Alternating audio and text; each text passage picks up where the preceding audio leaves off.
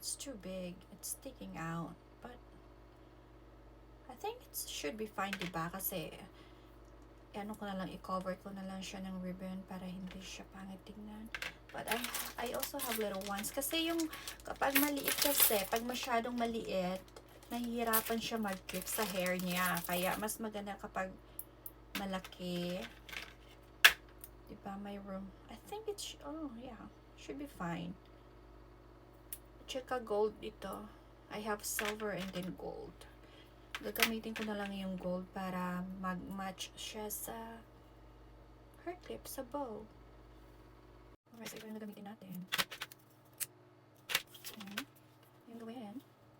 Ganyan, and then i-glue natin siya, okay?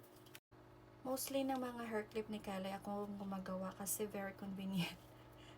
Pupunta lang ako sa craft room and gawan ko lang siya ng hair clip na gusto niya.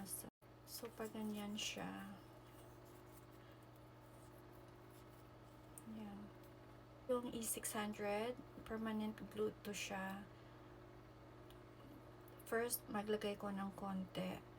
And then, kasi matagal to mag-dry eh. So, glue sa gitna.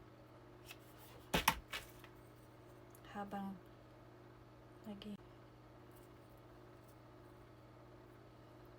Diba? Very simple lang. Then, mayroon siyang room na hawakan niya para okay, yan na. Diba? Ang dali-dali lang.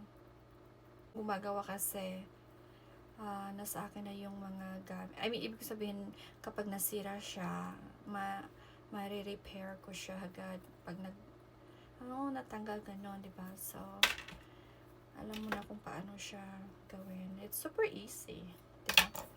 But, yeah, yun lang.